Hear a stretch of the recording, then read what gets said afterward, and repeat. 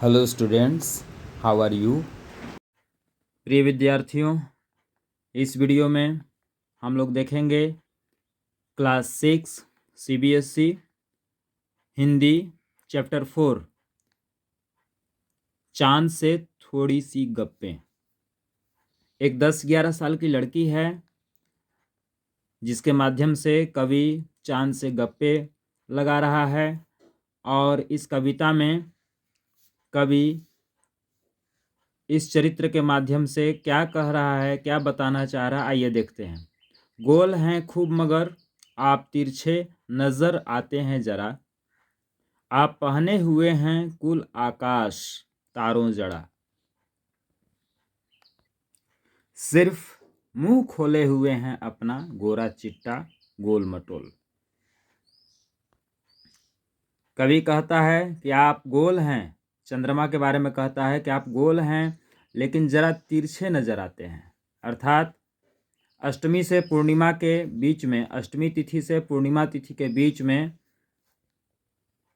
चांद पूरी तरह से गोल नहीं रहता है, पूरी तरह से गोलाकार में नहीं रहता है।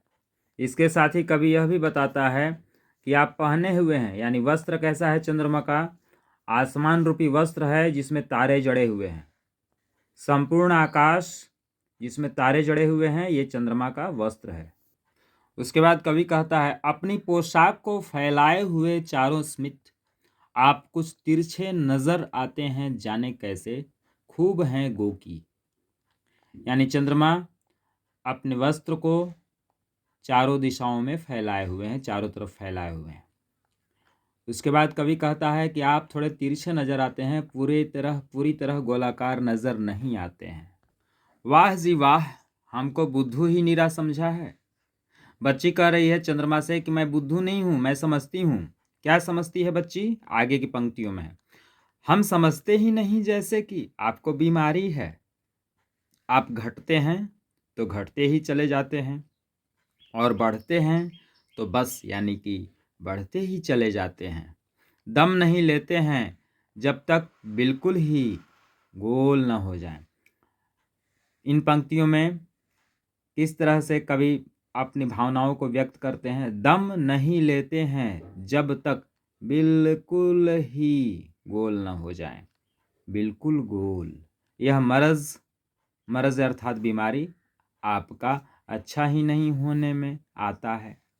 यानी लड़की कहती है कि आपको बीमारी है, मैं समझती हूँ, इसीलिए आप कभी घटते हो, कभी बढ़ते हो, कभी गोल हो जाते हो, कभी एकदम विलुप्त हो जाते हो। इस पाठ में हम लोग इसके प्रश्न उत्तर भी करेंगे। पहला प्रश्न है, आप पहने हुए हैं कुल आकाश के माध्यम से लड़की कहना चाहती है कि, इसका उत्तर होगा चांद तारों से जड़ी हुई चादर ओढ़कर बैठा है। उत्तर होगा क नंबर, चांद तारों से जड़ी हुई चादर ओढ़कर बैठा है, क्रम संख्या क। 2 नंबर, क्रम संख्या 2 में प्रश्न है, कवि ने चांद से गप्पें किस दिन लगाई होंगी? इस कविता में आई बातों की मदद से अनुमान लगाओ और उसका कारण भी बताओ। उत्तर, पहले हम लोग दिन के बारे में देख लेते हैं, उसके बाद कारण बताएंगे। पूर्णिमा के दिन चांद पूरी तरह गोल दिखता है। अष्टमी से पूर्णिमा के बीच चांद की गोलाई तिरछी है या तिरछी होती है। प्रथमा से अष्टमी के बीच चांद पतला नजर आता है। कारण, कविता में कवि कहते हैं कि गोल हैं खूब मगर आप तिरछे नजर आते हैं जरा। अर्थात कवि ने चांद से गप्पें अष्टमी से पूर्णिमा के बीच लगाई होंगी, क्योंकि उस समय पूरी तरह चंद्रमा गोल नहीं होता है, थोड़ा गोल होता है, थोड़ा तिरछा भी होता है। स्टूडेंट्स, इस तरह से प्रश्न उत्तर पूर्ण हुए। आप अपनी कॉपी में नोट कर लेना और अच्छे से याद कर लेना।